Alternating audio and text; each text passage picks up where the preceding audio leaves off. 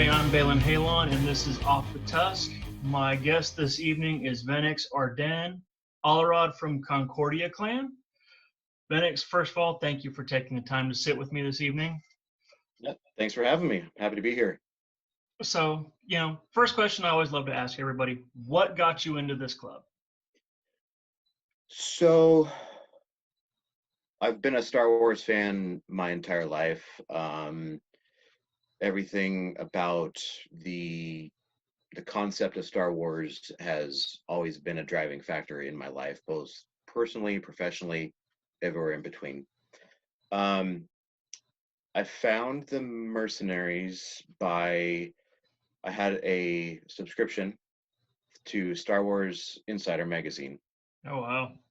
Yeah, and right when they released the news that they're going to make this animated show about the Clone Wars, there was this tiny little article off to the side of the main article about the Mandalorian Mercenaries Costume Club invasion of Dragon Con.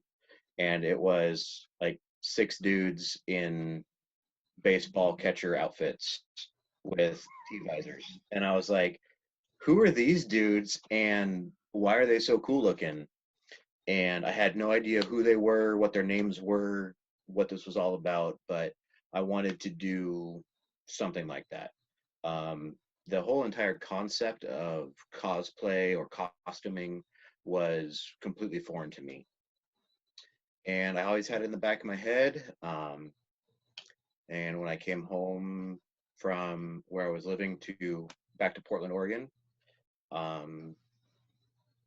I was on a bus, like a Greyhound bus from Portland to Salem, and there was this dude who needed help lugging this 55-gallon Rubbermaid tote, and on top of it was a mythosaur. And I was like, hey, isn't that like Star Wars or something like that? He goes, oh yeah, I'm part of this costuming group that we do Mandalorians. I was like, oh, so you're Boba Fett, which is always like the number one question all of us get. Oh, so you're Boba Fett. Yeah.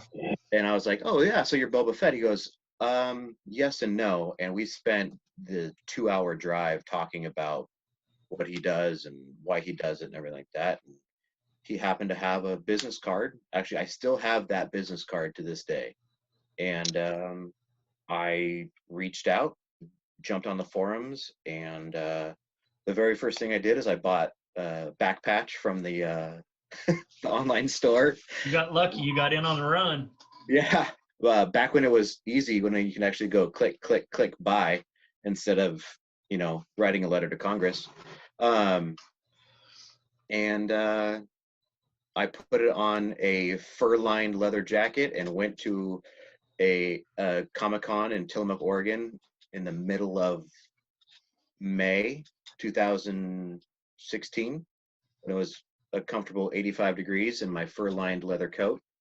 And I met the Mercs, and I haven't turned back since. So I didn't even know that they did charity work until that convention. So I had no idea. I thought it was just a bunch of dudes who liked Star Wars enough to torture themselves and their wallets enough to build a kit. Yeah, no joke, especially on torturing the wallet part. Oh my Lord. But the charity part really kind of sold it for me on everything. So yeah, it's especially here, and I know you'll be chatting with our regional Rukabur before too long, but wonder if you want to get her, cons not or kids, not cons. Yeah, for sure. That's and same for me. That's one of the things that's kept me around for so long is the charity aspect of what we can do, as well as the fact that we get to look cool while we do it. Absolutely. So, tell me a little bit about Venix Ar'den, the character. I've gotten to become very, very familiar with your bucket over the last couple of weeks. But what is Venix? What does he do? So Venix started out as a complete concept. I wanted to do something outside the box. All of my ideas have already been thought of. So I wanted to do something original, but also a callback to basic Mandalorian kit building and lore. I have a backstory for my character. Backstories aren't really important in the grand scheme of things, but it helps me. The first iteration of Venix was I had a modern plate style, collars, separated chest plates, ab plates, Boba Fett, Jango Fett style, segmented back plate. I had an open season Death Watch helmet that actually that was the very first time I ever talked to Cruiser, was when I bought that helmet, because it had an enormous crack. Oh wow! Over the now is it? It went from the end of the T-visor, like the temple, up and over the crown to the key slots. And he epoxied it in a rush and sold it to me for, I think, right around $100. Never really built a kit before. I had a first one. My very first kit was an abomination. It was green and had tusks on it. And then for an added cool effect, I had ceiling texture paint, like the popcorn paint. I'll show you, actually, here. Yeah. Yeah, that. You did that to your kit? I did. On purpose? Yes. You got better.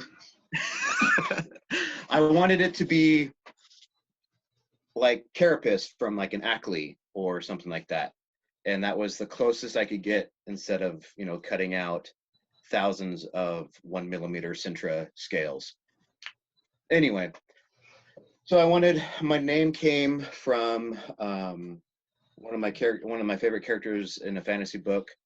His last name was Ar'den, and then I wanted a first name that sounded almost poisonous, and so I've always kind of associated the letters V and X with poison for whatever reason.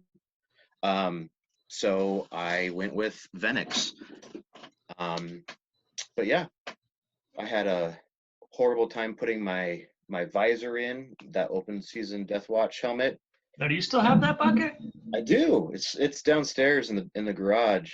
Because those were, if it's the maker that I think it may be, I always kind of dig those helmets. They were, at the time, when I got started, most helmets were along the same basic lines, and that was really one of the first ones that brought a comic to life, but was also not just so cookie cutter. Sure, and I really liked it because it was unique. It had the T-visor and then a small slit in the side, and then it had, my favorite feature is the horns, but they weren't detached, not like old not school. Like the actual comic. Yeah, not like old school Captain America, the wings. With the wings, yeah. So I wanted him to be a Jedi hunter, a Force hunter. This is before I actually even knew about brigades. And so I spent a lot of money on a lot of mistakes, and it was a trial by fire. And I got the gauntlets from a friend of mine in the club, and the helmet came from Josh. And then I had no idea how to cut out plates, so I reached out to a random lady in the United Kingdom, Katrina Emlot, and she built my plates for me, and everything else. I sewed the comma together. I sewed the loincloth, and 2-part scrubs for the flight suit, and a vest by Endalise Cosplay, and apped in, and got, actually, July 31st of 2 years ago, I apped in. Wow. Yeah. So you're coming up on a birthday. August 1st is my official OM birthday. Well, in case I don't talk to you then, happy Mandoversary, as we say it up here in Gurek Town.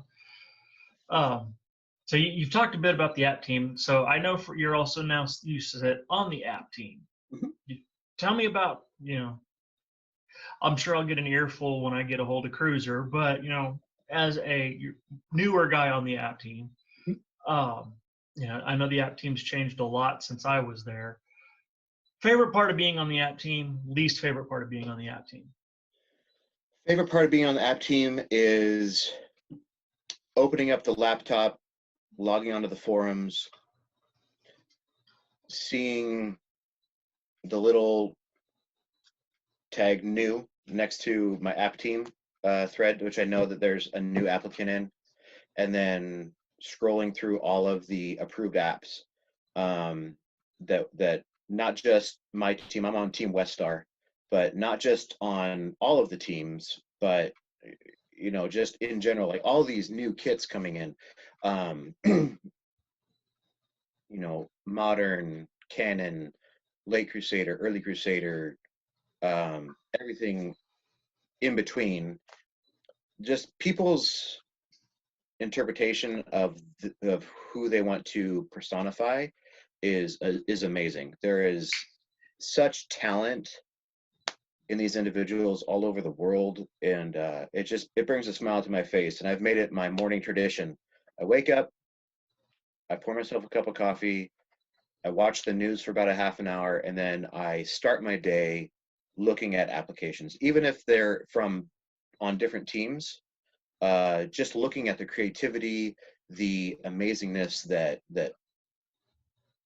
people have brought to this club, and the eagerness that people have. That would be my favorite part, is watching this new generation build.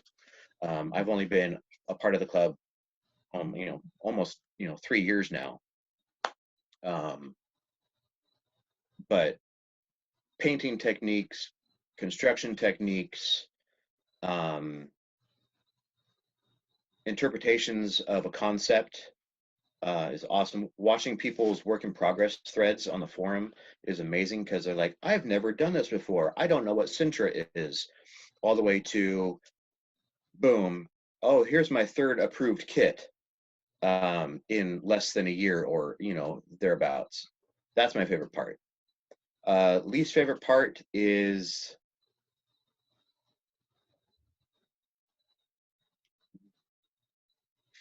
being challenged, I guess, to finding the minute details of a CRL. Like Early Crusader is a great one. That is a hard kit to app in. Personally, because I'm not too well versed on that lore. There are, obviously the CRLs help a great deal.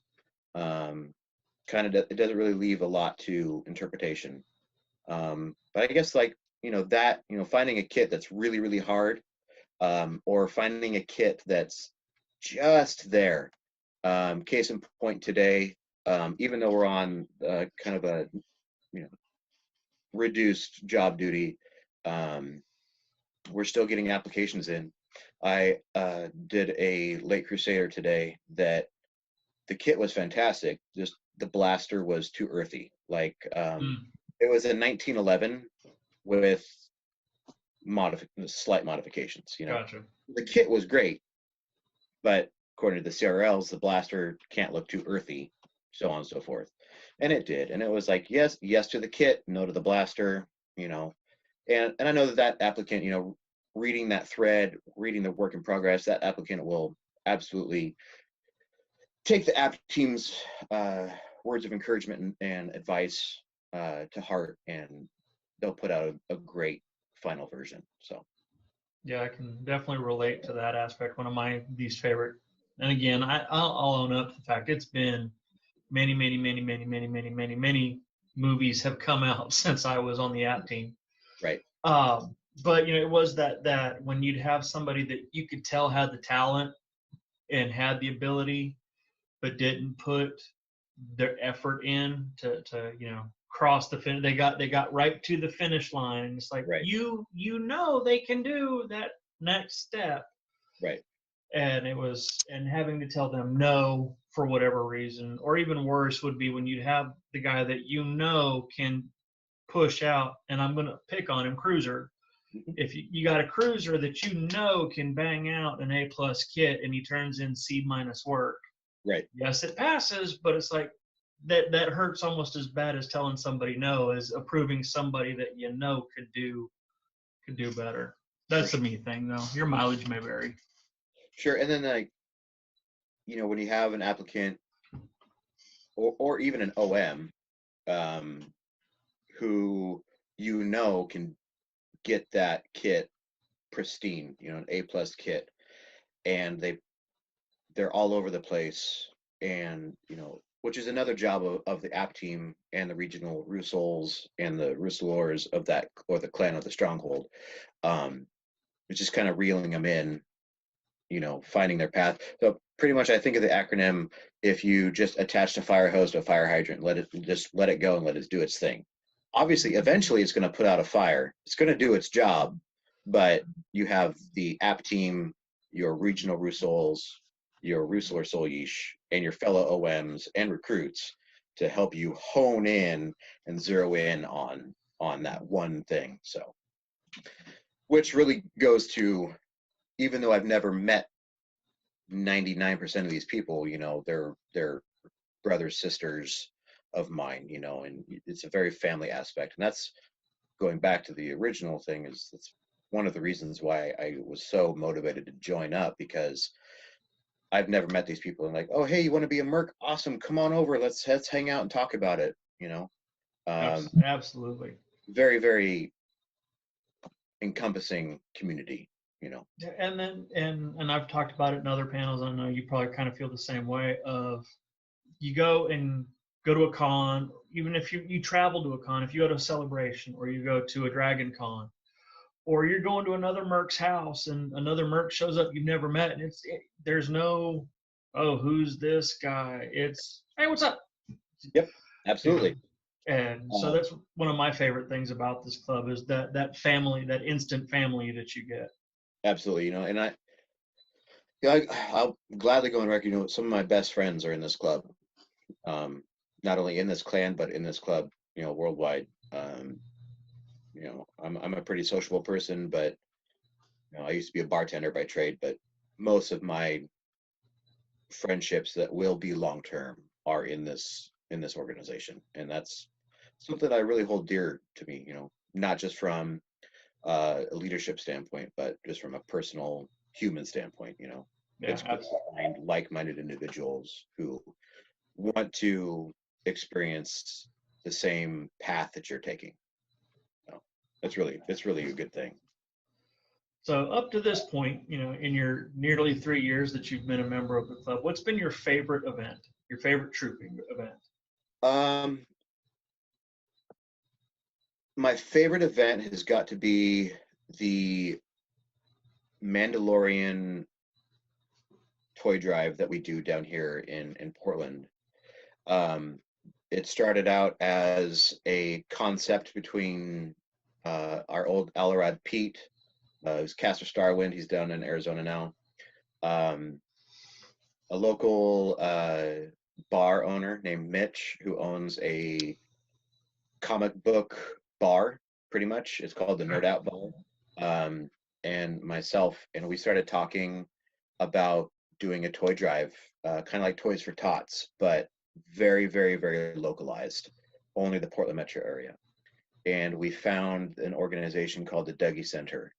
And the Dougie Center caters to kids who have just lost their kids due to violence, whether it be sexual, domestic, gang-related violence, anything like that. So they go through a hard time, obviously, around the holidays, which is very, very understandable. So,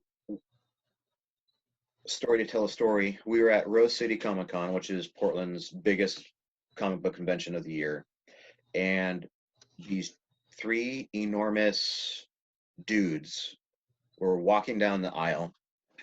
They're dressed up as Rocksteady and Bebop from Teenage Mutant Ninja Turtles. Okay. But they were wearing vests, and on the back they had a motorcycle patch, and it was the Mandalorian's Riding Club. And it was just a bunch of guys who loved Star Wars who decided to get a motorcycle riding club together. We'd never heard of them before. They're local, and they were all about getting rid of the stigma of a motorcycle gang. And so we linked up with them for this toy drive, not last year, but the year before, in 2018. And we decided to donate to the Dougie Center. We had fundraisers, we had toy drop-off points, everything like that, and we gathered up $650 for the kids for Dougie Center. Then the Concordia Clan trooped in. We put our kits on. We had all of the presents delivered by this motorcycle train, making all the noise for all these kids. We went in, had a great time. The look on those kids' faces was awesome. So we vowed that we were going to do it again the next year. And so last year we did it again. We started earlier, and we gathered almost $2,600 in cash, toy donations, and after school arts and crafts and everything like that. And it was an amazing time.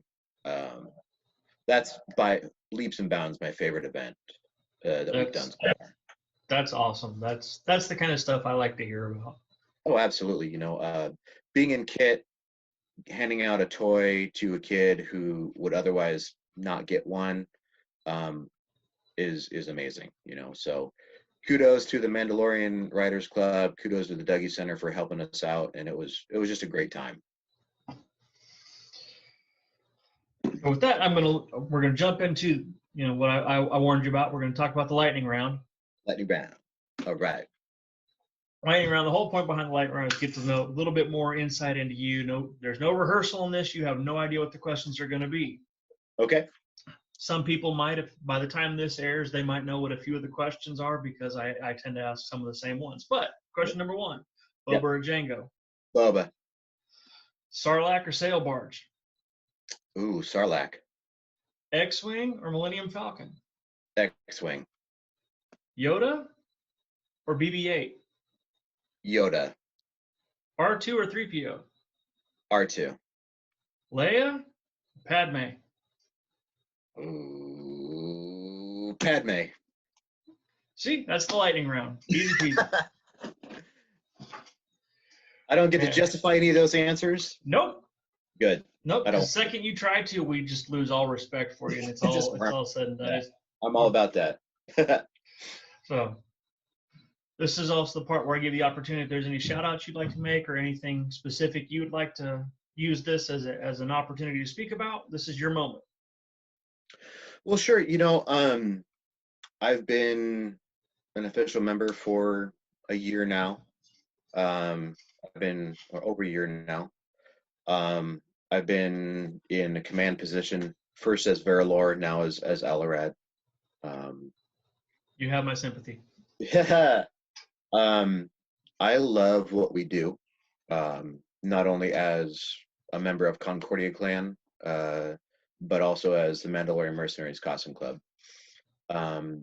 The pure joy that I get out of spending hundreds of dollars, blood, sweat, tears, all of the expletives you could even think of in multiple languages to put out a kit that when I put it on makes a child smile or gains $1 for a nonprofit organization makes it all worth it.